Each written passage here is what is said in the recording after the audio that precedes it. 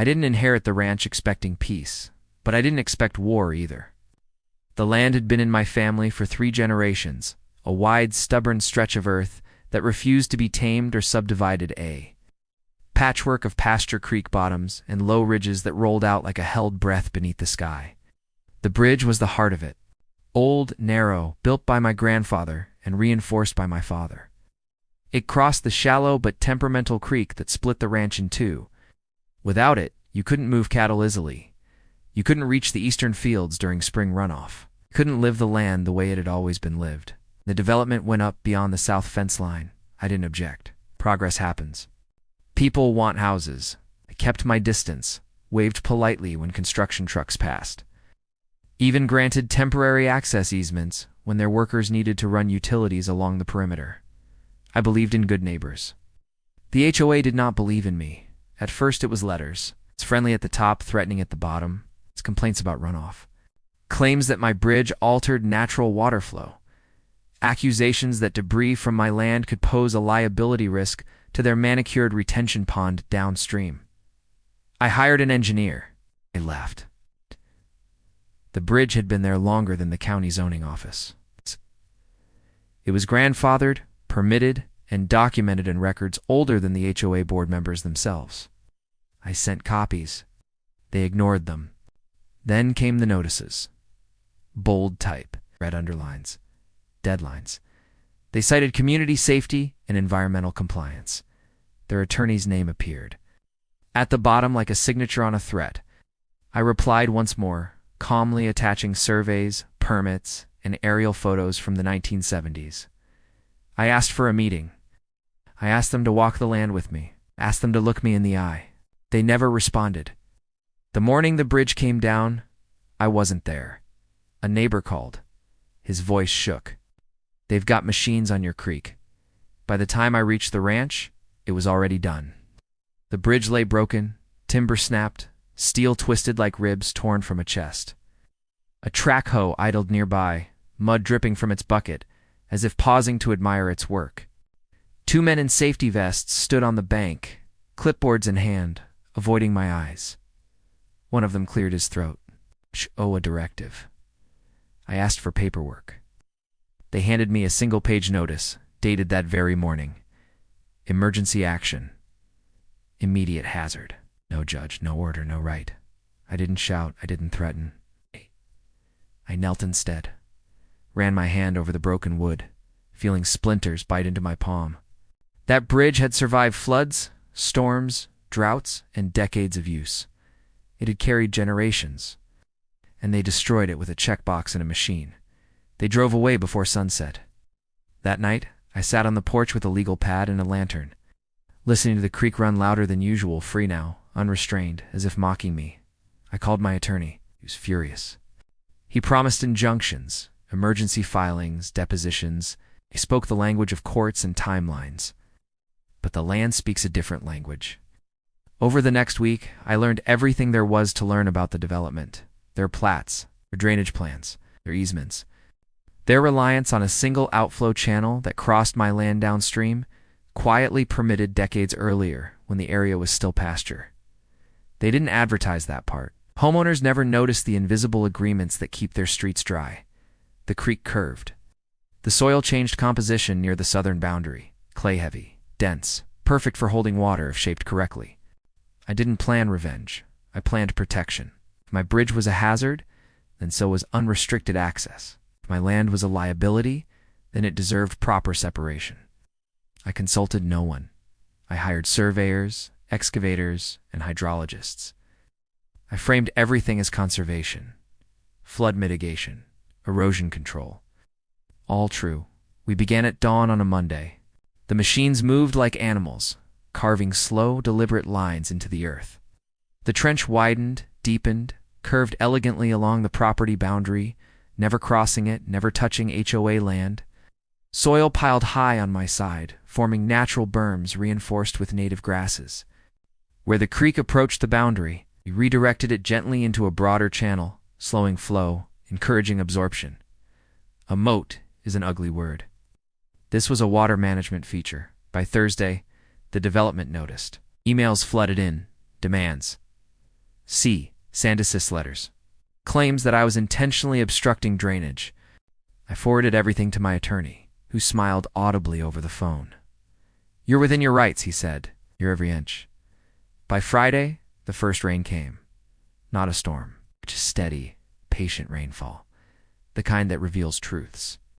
Water pooled where it never had before, pressed against the development's retention systems. Searched for the path it had always taken.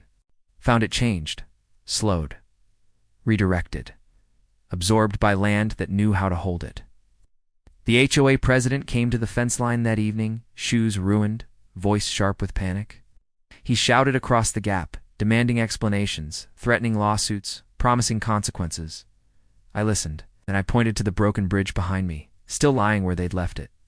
"You called my land a problem," I said. "I fixed it." The rain fell harder that night. The moat did exactly what it was meant to do. By Saturday morning, the HOA's panic had evolved from angry emails into something more frantic and far less organized. I could see it from the ridge above my south pasture, residents standing in clusters along sidewalks, phones pressed to their ears, staring at the low points of their streets where water gathered in shallow, widening pools. No alarms yet, no sirens. It's just the uneasy recognition that something familiar had changed, and they didn't understand how or why. The creek, now guided through its broader channel on my land, moved slowly and confidently. Where it once rushed narrow and fast toward the development's drainage outlet, it now spread, soaked, and settled into the soil like it was finally allowed to breathe. This wasn't flooding, it was correction. The HOA president, his name was Mark Delaney, though he preferred to introduce himself with his title, sent a mass email to the neighborhood before noon. Someone forwarded it to me, probably hoping to stir guilt.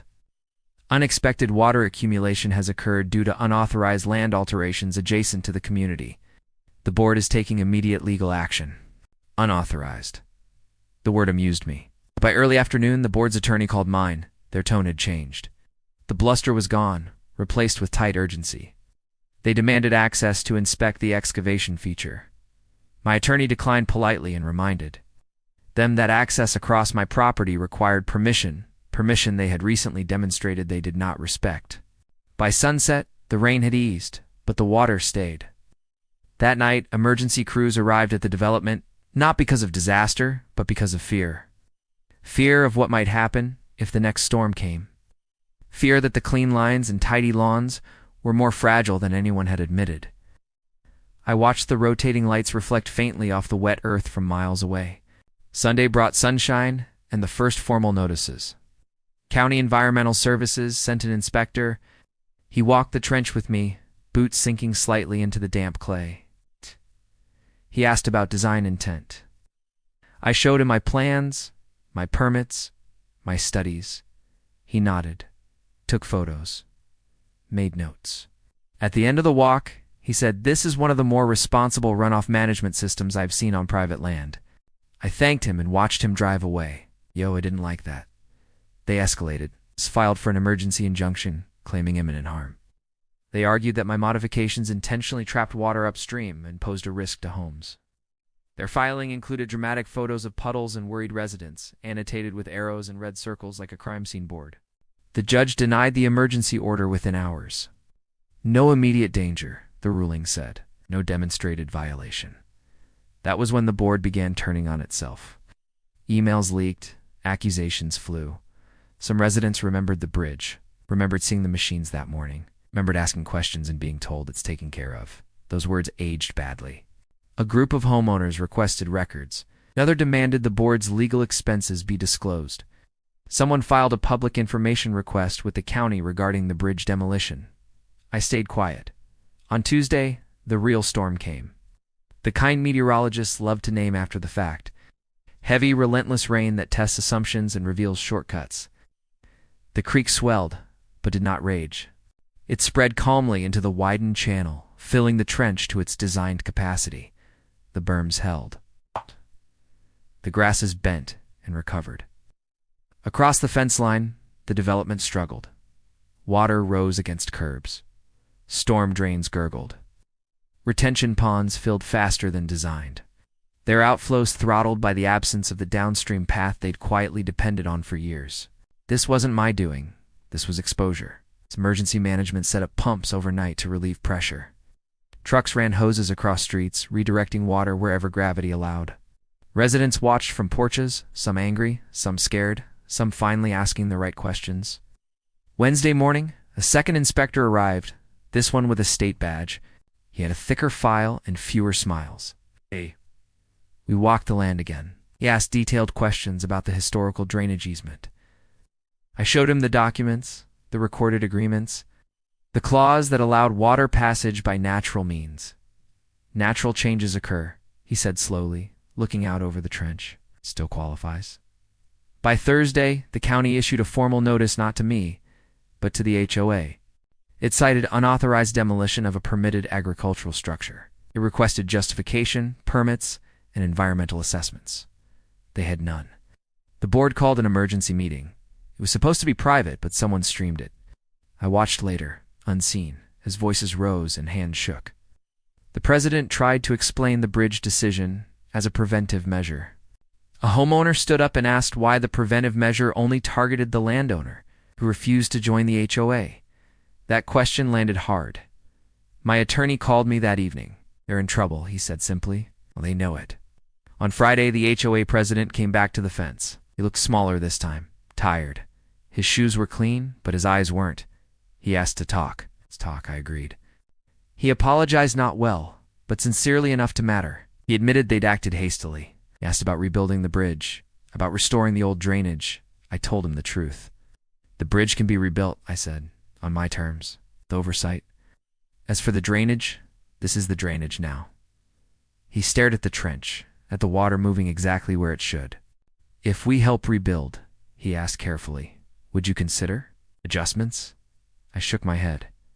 You called my land a risk, reduced risk. For everyone, he left without shaking my hand. That weekend, a class action attorney began advertising in the development. Signs appeared at the entrance. If your HOA acted without authority, you may have rights. The Moat, though no one called it that, yet sat quietly doing its job. And the HOA's authority, once assumed and unquestioned, began to leak away faster than the water ever had. The following week marked a turning point that no one at the development tour on my ranch would forget. After the storm, the damage was minimal, but the HOA's credibility had been shredded. Lawsuits were filed, attorneys scrambled, and homeowners began demanding transparency. What had started as a private dispute over a bridge had evolved into a full-blown legal and social crisis for the board. The first shockwave came in the form of a class action inquiry. A small group of homeowners, frustrated by the board's unilateral decisions, hired a lawyer specializing in HOA malfeasance. The claims were precise. The board had no legal right to demolish the bridge, had failed to consult the community, and had created unnecessary risk of property damage. The attorney cited county records proving that the bridge was permitted and maintained for decades. Statements from engineers, including my own, were collected. Every photograph of the bridge before demolition, every survey, every report reinforced the narrative that the board had acted recklessly.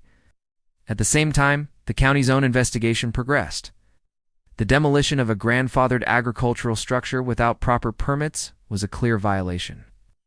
Inspectors documented everything: the debris of the bridge, the unpermitted machinery, and the damage, though minor, to the creek banks.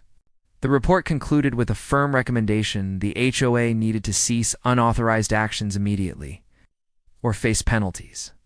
Inside the HOA, panic spread faster than the water had. Emails leaked, revealing internal communications where the president and board members acknowledged that they had known the demolition was legally questionable. One email in particular stood out: "We're risking lawsuits, but the bridge is a hazard. Do it quietly, quietly." They had done nothing quietly. The digital fingerprints were all over the place. I didn't intervene publicly. My attorney advised against it. But privately, I walked the edge of my newly dug trench, the moat that had become a symbol of both resistance and responsibility. It wasn't just about blocking the HOA. It was about enforcing the principle that land has its own rules, that centuries of history can't be ignored by self-appointed authorities. The water moved gently through the channel, a mirror to the power of patience and planning. Meanwhile, the homeowners began to notice the moat's effect firsthand. Streets that had puddled briefly during the storm drained naturally. Water that might have surged into basements, pooled safely in designated low areas, absorbed into the soil, and redirected through vegetation. People who had initially been angry at the rancher began to call him to ask how the changes had actually helped their properties. I didn't answer most calls, but I listened. There was no satisfaction in gloating, just the quiet observation of consequences and cause. Then came the next wave. Lawsuits directly against the HOA. The board tried to pin blame on contractors, claiming that the demolition had been misunderstood or executed improperly. But county records and prior communications left no room for doubt. Depositions revealed internal emails.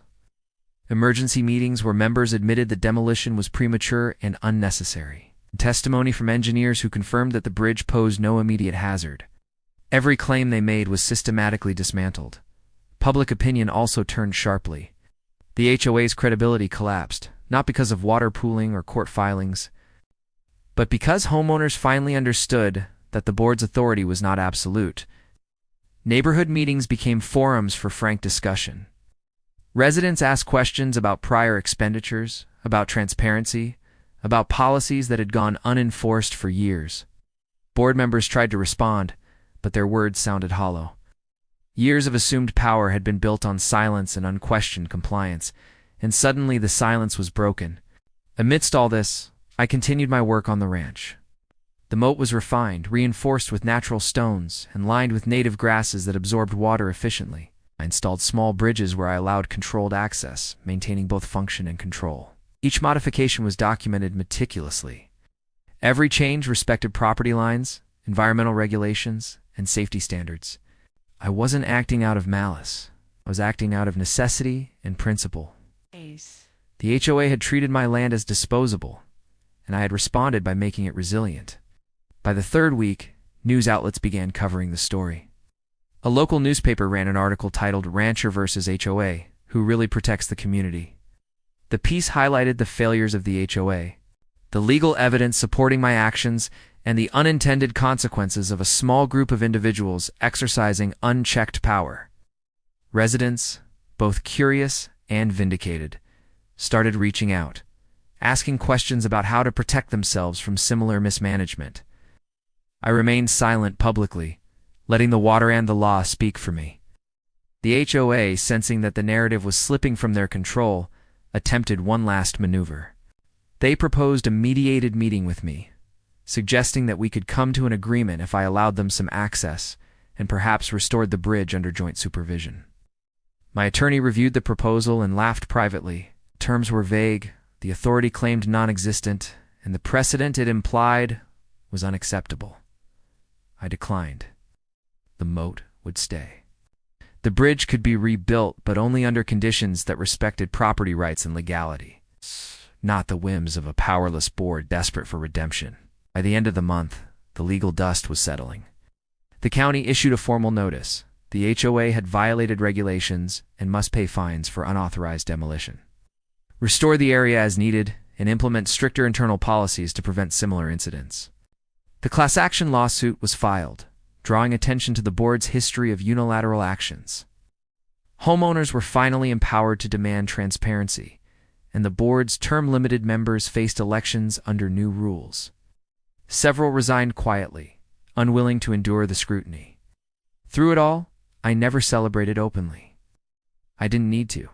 Each rainfall, each creekside observation, and each message from homeowners who finally understood what had been done correctly was enough. Moat had become more than a physical barrier, it was a symbol that preparation, patience, a deep understanding of one's land could counter arrogance, bureaucracy, and power misused.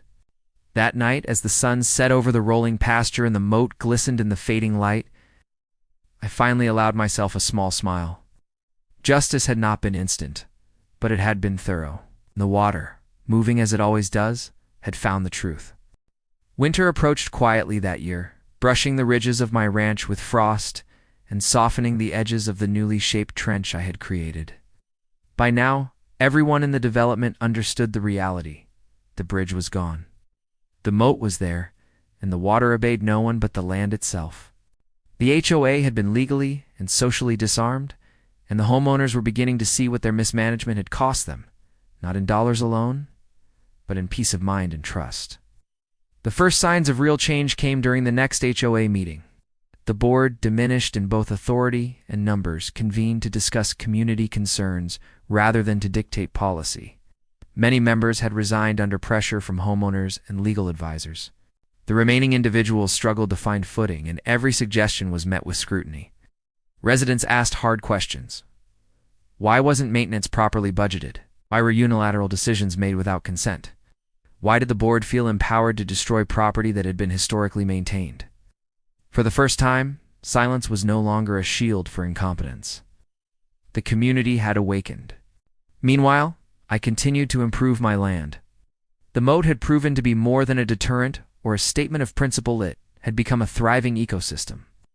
Native grasses and shrubs held the soil in place, small pools supported amphibians and insects, and the redirected water replenished the creek naturally. Birds returned in greater numbers, and even deer used the area safely. It was, in every sense, a functional and beautiful piece of land management. And it stood in sharp contrast to the manicured, yet fragile lawns across the fence line. I began allowing limited access to environmentally conscious neighbors who expressed interest in learning about sustainable water management. Teach the HOA. They had already proven themselves unwilling to listen, but I shared knowledge with the community at large. People came to see that responsible stewardship didn't require bureaucracy or permission slips. It required observation, patience, and respect for natural patterns. By the spring, lawsuits against the HOA had gained momentum. Depositions, documentation, and public records confirmed the board's reckless actions. The class action suit was still ongoing, but homeowners were now represented by attorneys experienced in property rights and HOA oversight. Local media picked up the story, featuring articles that compared the chaos of the development's mismanagement with the measured, strategic work of my ranch. Public opinion had clearly shifted. The narrative was no longer rancher versus HOA, but responsible landowner versus negligent board. Interestingly, the moat became a symbol in local discussions, not only of resistance, but of foresight and resilience. Real estate advisors began referencing it as an example of natural mitigation. And environmental planners cited it as a case study in combining functional engineering with ecological sensitivity. People who had once derided the crazy rancher for digging a trench were now sending questions about soil composition, water flow, and native vegetation. The irony wasn't lost on me. The HOA's collapse continued quietly but inexorably.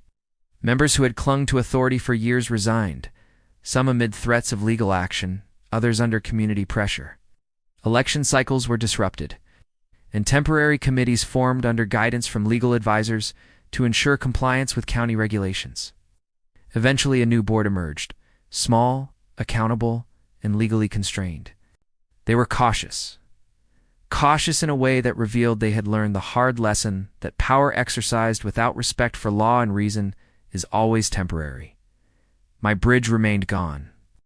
I had rebuilt a small functional crossing for my own use, one that respected environmental guidelines and maintained property integrity.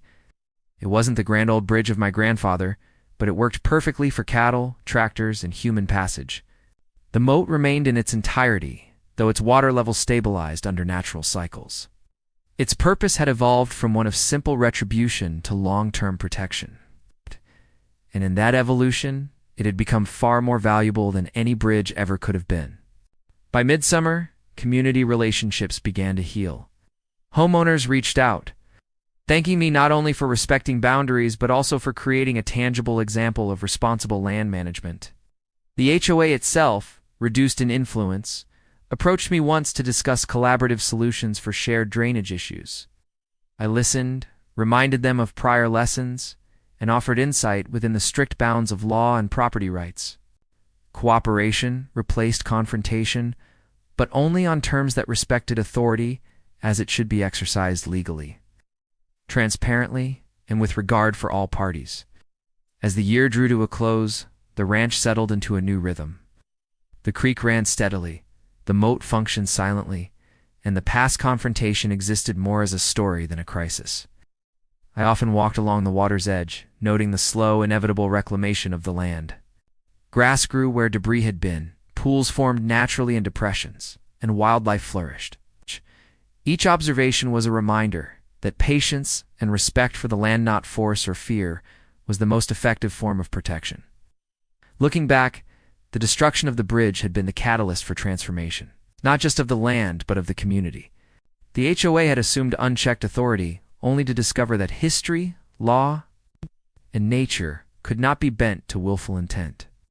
Their failures catalyzed the awakening of residents, the creation of meaningful oversight, and ultimately a reevaluation of how the development interacted with its surroundings.